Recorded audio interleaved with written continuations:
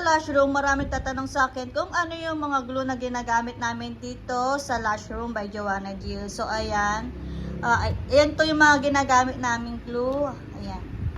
Lahat yan ay nagamit namin araw-araw at lahat yan ay proven and tested na super ganda ng mga yan.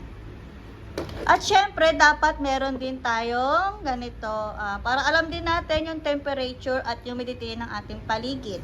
And last, dapat ay tama yung proseso ng ating paglalagay ng eyelash extension sa natural lashes.